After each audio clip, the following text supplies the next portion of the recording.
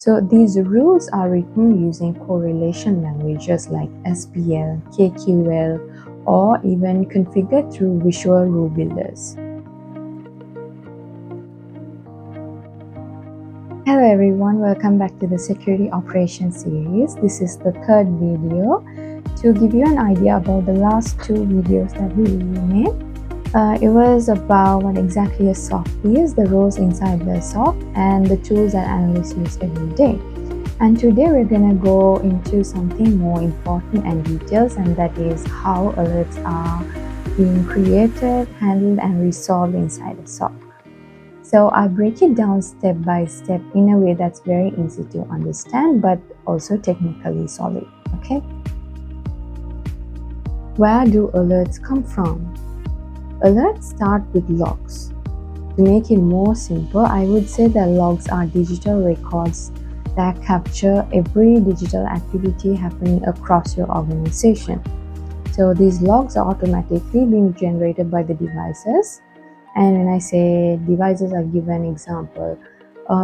Devices include endpoints, which will have laptops, desktops, servers, and then the network devices, firewalls, routers, switches.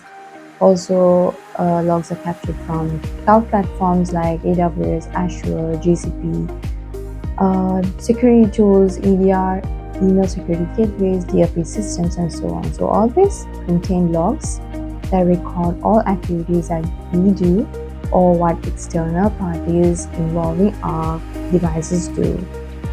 So simply saying, even the simplest click actions will be recorded in the logs. So logs that are captured can be classified into different categories.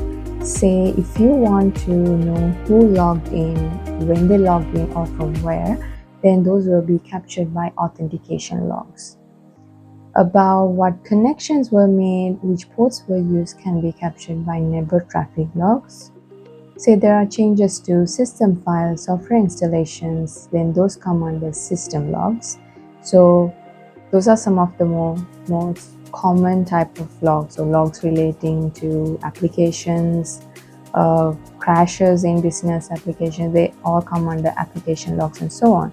So logs can be categorized in many ways depending on your environment, tools, and compliance needs. So all of these are sent to a central system, usually the SIM, and they're stored and collected there. So once these are inside the SIM, the detection rules and logics will be applied to look for suspicious or abnormal patterns. For example, if a user logs in from two different countries within a time period of 10 minutes, then that activity will be flagged. So in short, alerts are born from logs. No logs from multiple sources means no visibility. That is why log collection is the first step in security monitoring. The second part is what makes something an alert.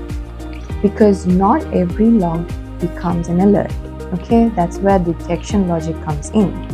So security teams usually define something called use cases. A use case or use cases are scenarios of abnormal or suspicious behaviors that the SOC wants to detect.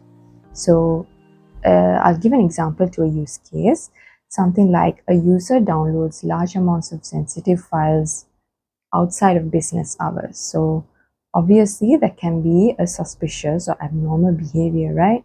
So that is the use case we define, and based on this use case, the detection rules are being created to trigger that particular abnormal activity as an alert. So these rules are written using correlation languages like SPL, KQL, or even configured through visual rule builders. And these rules tell the SIM what to look out for. When a log or a combination of logs match a rule, an alert is triggered. So these rules can be based on many different things like threat intelligence feeds, known risky behaviors, compliance requirements, or simply derived from the MITRE attack techniques. Now that we understand how alerts are generated, let's move on to how they're actually handled inside the SOC starting from the moment an alert is created. So the third thing that we're going to look at is how are alerts handled. Once an alert is triggered by the SIM, it appears on the SOC analyst dashboard. So this is the start of the analysis. And as I've told you before, in the video where we talk about the roles, the first line of defense is the tier 1 analyst. So in case an alert is triggered, the first people to see it will be them. And they will look for the alert details like what triggered it, when it happened, where, and which systems or users are being affected. They will also search for related logs and the data to understand the whole context. And based on these collected information, they will decide if the alert is a false positive or something worth investigating further. Plus, they will document everything clearly in the case management system. So if the alert looks harmless, the L1 analyst can close the case. But if the alert seems suspicious or more complicated, then it will be escalated to tier 2 analyst. L2 analyst will go deeper into these escalated alerts. And there's a thing called the alert categorization that goes from low, medium, high, or critical. And based on these criteria, analysts can prioritize what to respond to first. If the situation is complex or critical, the alert can be further escalated to tier 3 analysts or the incident response team. So once there's enough information about the incident, containment and remediation actions will begin. Some of these actions can be, of course, depending on the incident, it differs. But definitely some are like isolating infected machines, blocking the malicious IP addresses, and so on. So during these incident response or information gathering phases, SOC teams will coordinate with other departments or other teams also, like say the IT team to disable user accounts, or HR if it involves internal misuse. And as I've said previously, every alert gets tracked as a case. So analysts will document what they find, like the log screenshots, IP addresses, timelines. So others can also review that same case or pick up from where you left, especially during a shift handover if needed from the case management system. So now you know how the alerts are generated. They're built from logs, use cases, rules, and handled step by step by the SOC team. So this is all for this video. I hope you all learned something. If you all have any questions, you all can drop them down in the comment section and I'll answer. Thank you.